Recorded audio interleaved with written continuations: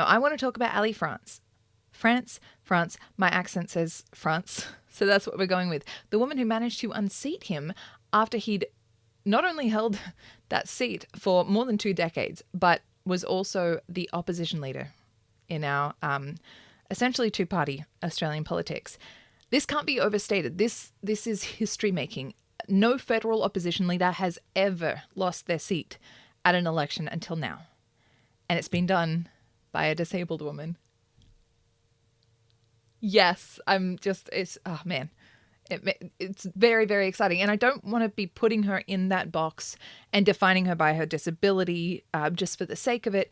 But she acknowledges that she really didn't even consider a career in politics until after she became disabled. And so this is an integral part of her political story and identity. This isn't just me saying, because you're disabled, we're going to say you're the disabled politician. And this is a great thing for disabled people because you're disabled. It is actually a big thing of her identity as a politician to be disabled. So it cannot be overstated that this is a disabled person in a political environment that is often really friggin' ableist. I've talked about that on this channel before.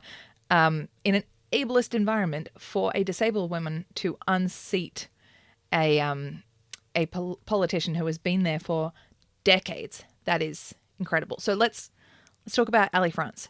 She was previously a journalist.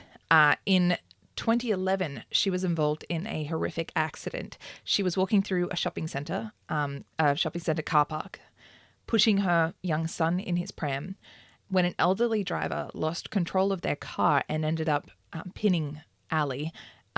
She had severe injuries throughout her body. I think what I read, she nearly lost her life, and it resulted in the amputation of one of her legs above the knee.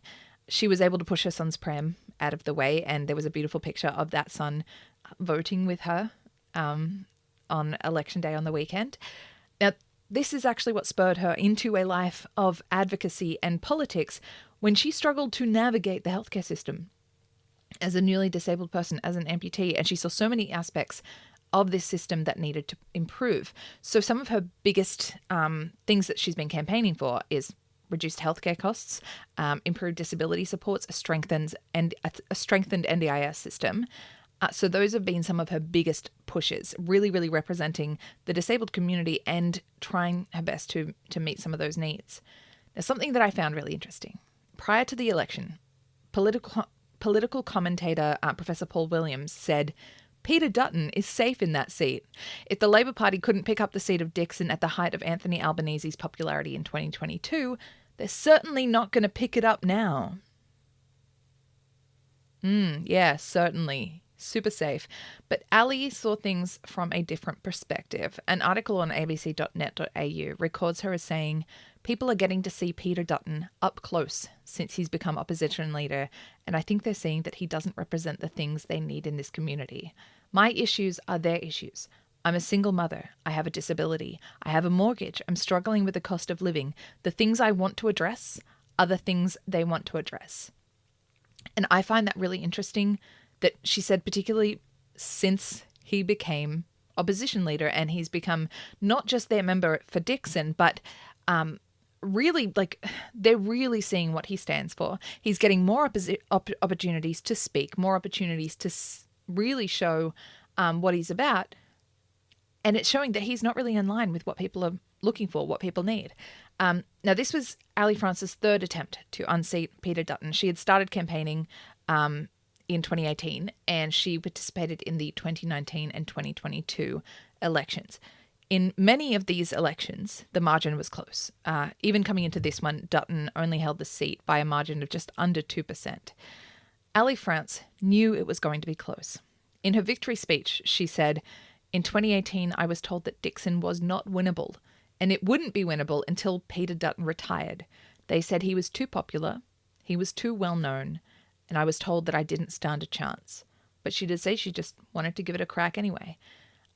And I think that's what she'd been told over 7 years ago, that he was too popular, that she wouldn't get it until he retired, knowing that there seemed to be a slide where he stopped being as popular, he stopped being as relatable, he stopped meeting the needs of the people as much. From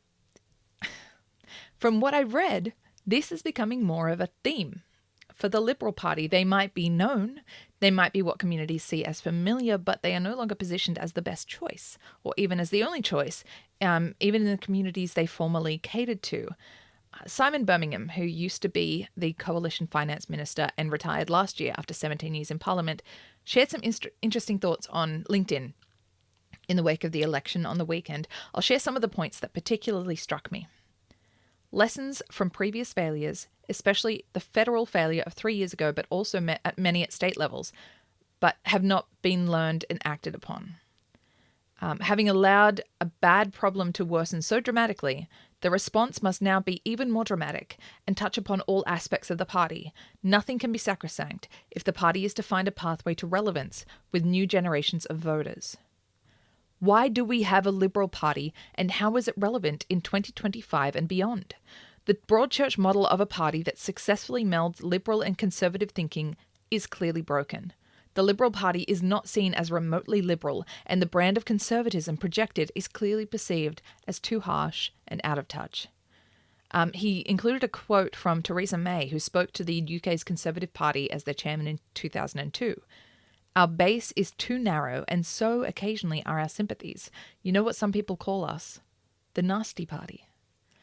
And then back to Simon Birmingham's quote, Australians still seek all of the freedoms that liberalism stands for. Yet in 2025, the Liberal Party is seen as grudging, if not intolerant, of the way some exercise those freedoms. Respect, inclusion, and freedom can stand together with support for all families and enterprises, but not alongside judgmental attitudes that exclude or isolate some. Beyond the presentation of ideology, there must be a reshaping of the party to connect it with the modern Australian community. Based on who's not voting Liberal, it must start with women. I found that last point quite interesting, considering the person who ousted Peter Dutton. Also, it's a shame this guy, Simon Birmingham, retired, because he sounds like exactly the kind of guy the Liberal Party needs if they're going to reform the party and bring it into the 21st century. There have also been some other interesting comments coming up from other people in the political sphere that shed some light on what people think is going on and what could have led to the results of this election, which was a resounding thumbs down for the Liberal Party. Liberal Senator Andrew Bragg said, "The message from the electorate is clear. For the Liberal Party, the road back starts with a deeper understanding of modern Australia. We must offer an ambitious economic agenda and a centrist, inclusive social vision. Reclaiming enterprise and the centre is not a departure from our values, it's a return to them. The country is drifting, and we remain Australia's best chance for course correction and renewal." Sure, Jan. I do think it's interesting that the Liberal Party seems to be realising after the election, super helpful time, that it's really time to really start listening to Australia and finding out what the country needs. And shock horror, trying to meet those needs, even if it means shifting your party just a little bit, even if it means like redefining some of the ways that you do things. A quote from a Liberal MP recorded by Samantha Maiden at news.com.au gives me a clue. It says, "Our media strategy was bloody terrible. Uncoordinated at best, belligerent, arrogant, and disorganized at worst." I know they're talking about the media strategy, but I can't help but think this is a description of the attitude of a lot of the party. Belligerent and arrogant. It would certainly make sense in the light of the comments of Liberal politicians who say the party needs to budge if they're going to get any traction. And that doesn't happen if your attitude is belligerent and arrogant. That means you think that everything you're doing is absolutely correct and you're not going to budge from it. That is not an open-minded party willing to work with people, willing to meet people where they're at. And that is summed up in a comment by Zali Stegal, a prominent Teals member and the independent member for Warringah, where she beat Tony Abbott in 2019, fun fact.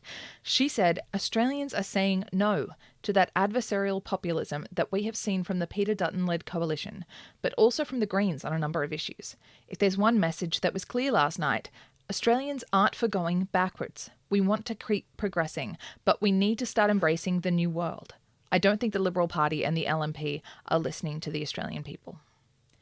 That is the fundamental thing here. Once politicians appear out of touch, the people will stop reaching out to them. If they seem like they're not listening, the people will stop trying to speak to them. And in this case, the Liberal Party lost touch.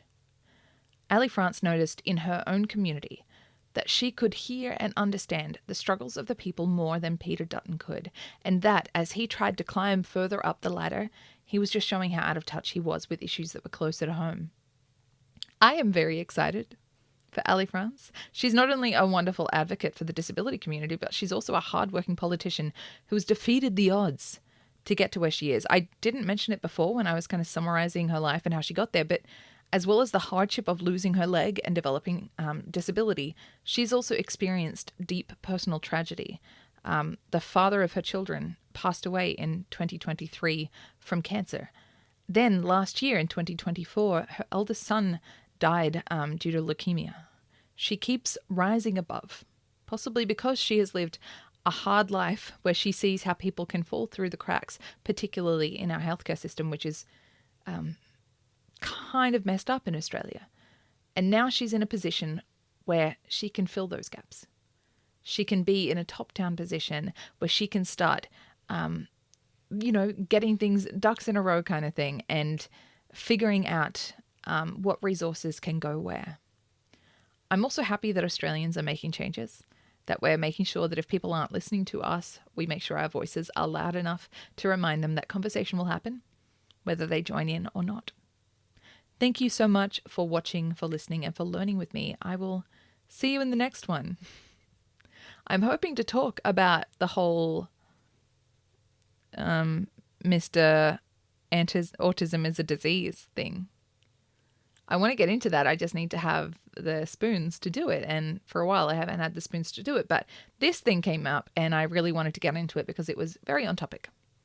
Very on topic. So thank you. I'll get back into the swing of it. I promise. I promise. It's a politician's promise. I promise that I will get back into making more videos. As a politician, I promise you. You can hold me to that. I say, as a politician. All right.